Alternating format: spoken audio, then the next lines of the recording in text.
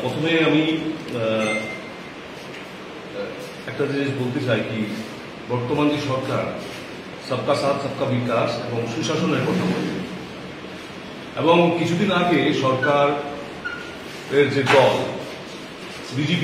BJP দল রাস্তায় বেরিয়েছে। গত পরশুদিন আমরা দেখেছি রাস্তায় বেরিয়ে বলছে কি বিরোধী বামপন্থীরা ওদের অপপ্রচার করছে।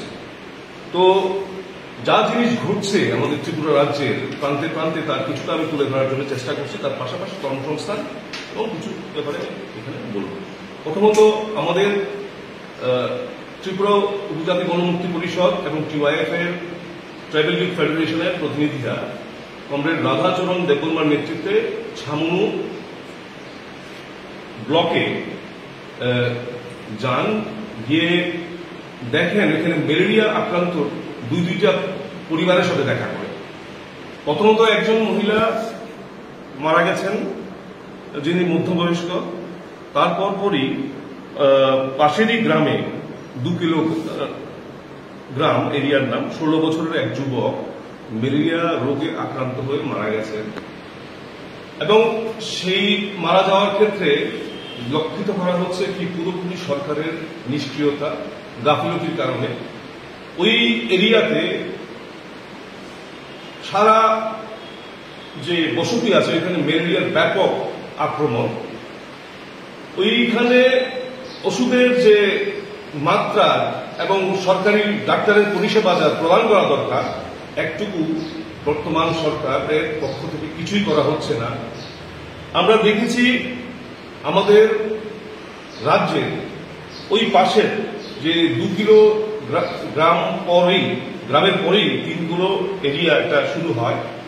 ওই এরিয়াতে কর্ণ বাসু ত্রিপুরা 26 বছর বয়সী এক পরিযায়ী শ্রমিক ব্যাঙ্গালোরে মানে বিদ্যুতের আঘাতে প্রাণ হারায়, এবং সরকারের এই খবর পাওয়ার পরও কোনো হেলদোল নেই, কোনো অবস্থান ওরা নিতে পারেনি সরকারিগতভাবে। আমরা দেখেছি রাজ্যের বহু পরিযায়ী শ্রমিক বাইরে গিয়ে কাজ করতে যায় এবং কপিং মন দিয়ে ফিরে আসে, সরকারের পক্ষ থেকে কোনো সাহায্যটুকু করে না। তিপ্রামথা দল, যে দলটি তিপ্রাসাদের কথা বলে সবসময়, তিপ্রাসাদের উন্নতির কথা বলে, যখন তিপ্রাসাদ আক্রান্ত হয় তাদের পক্ষে দাঁড়াতে আমরা দেখি না।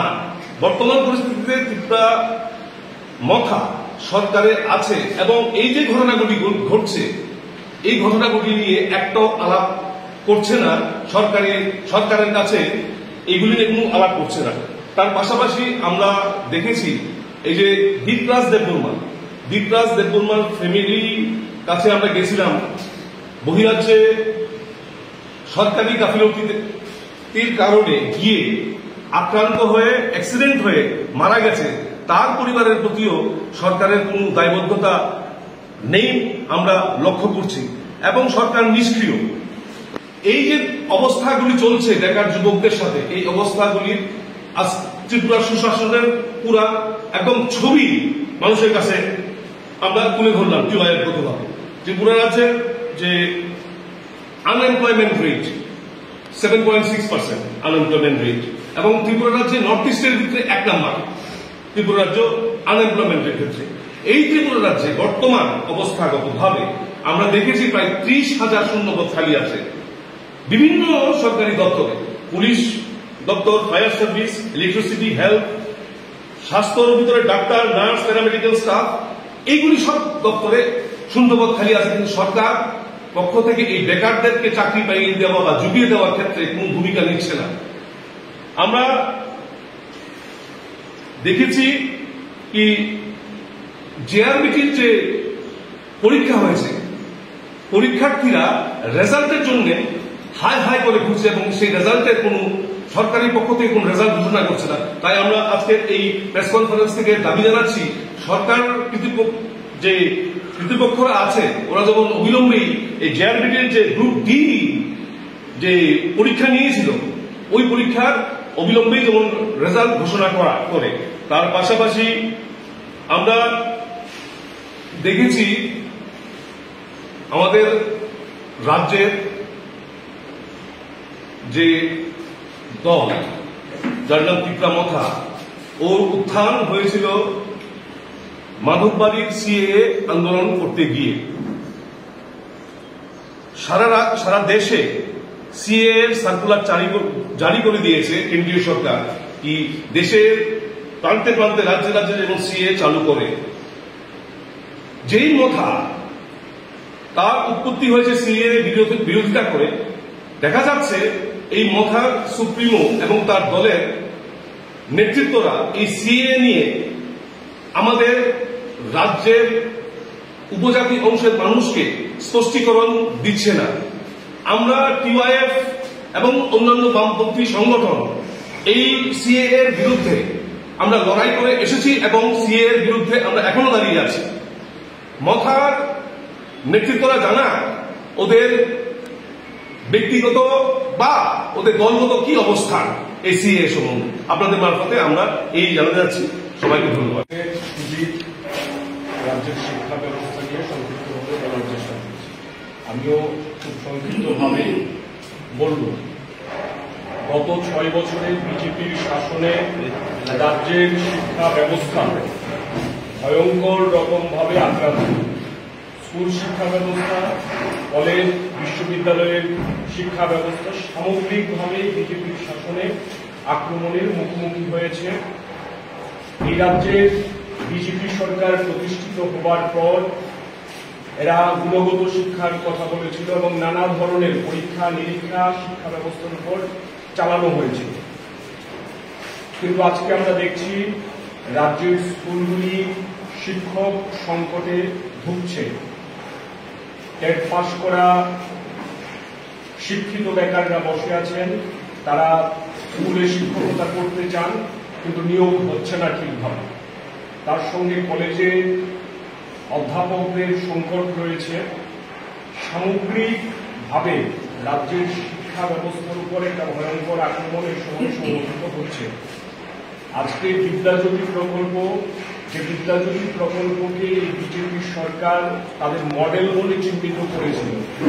প্রথম 100টি স্কুল, তারপর আরো 25টি স্কুলকে যুক্ত করা হয়েছে। আজকে রেজাল্টেই বিদ্যাজ্যোতি স্কুলে কি অবস্থা তা প্রমাণ মিলেছে।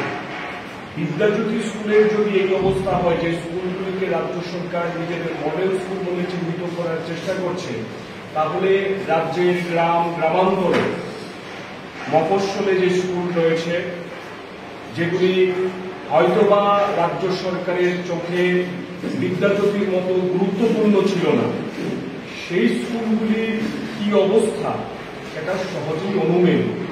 কাজেই রাজ্যের প্রাক্তন শিক্ষামন্ত্রী, প্রাক্তন মুখ্যমন্ত্রী, এদের সময় থেকেই শিক্ষাক্ষেত্রে এরা বড় ধরনের পরিবর্তনের ঢাকঢোল পেটাচ্ছিল। তারপর শিক্ষামন্ত্রী বদল হয়েছে, এখন মুখ্যমন্ত্রী স্বয়ং শিক্ষামন্ত্রীর দায়িত্ব পালন করছেন, কিন্তু শিক্ষা দপ্তরে কোনো ইতিবাচক পরিবর্তন সাধিত হয়নি। উল্টো শিক্ষা দপ্তর আরো বেশি ঘুমিয়ে গেছে। আমাদের রাজ্যের মুখ্যমন্ত্রীর হাতে কখানা দপ্তর আছে, এগুলি গুণে শেষ করা যাবে না। রাজ্যের সমস্ত গুরুত্বপূর্ণ দপ্তর উনি নিয়ে বসে আছেন, কিন্তু কাজকর্ম কতটা করতে পারছেন তা তো আপনারাই দেখতে পাচ্ছেন। এই অবস্থার মুখে দাঁড়িয়ে আমরা এসএফআই, টিএসইউ, ডিওয়াইএফআই, টিওয়াইএফ সিদ্ধান্ত নিয়েছি শিক্ষা, স্বাস্থ্য, আইন শৃঙ্খলা সমস্ত দিক দিয়ে আমাদের রাজ্য একেবারে পেছনের সারিতে চলে গেছে। এবং এই কথা যখন মানুষ বলার চেষ্টা করছে, তখন এটাকেও রাজনৈতিকভাবে এরা মোকাবিলা করার চেষ্টা করছে, রাস্তায় নামছে। কাজেই আমরা যারা বামপন্থী ছাত্র যুব সংগঠন করি, শিক্ষার অবস্থা, স্বাস্থ্যের অবস্থা নিয়ে আমরা প্রতি মুহূর্তে সোচ্চার ছিলাম। আগামী দিনেও আমরা রাস্তায় নামার জন্য প্রস্তুতি নিয়েছি। আমাদের ডিওয়াইএফআই এর রাজ্য সম্পাদক আছেন, ডিওয়াইএফআই এর রাজ্য সভাপতি আছেন, আমাদের আন্দোলনের পরিকল্পনা সম্পর্কে ওনারা অবগত করবেন। এসএফআই, টিএসইউর তরফ থেকেও আমরা শিক্ষা ব্যবস্থার উপর যে আক্রমণ, তার বিরুদ্ধে লাগাতার আন্দোলন সংগঠিত করার সিদ্ধান্ত নিয়েছি।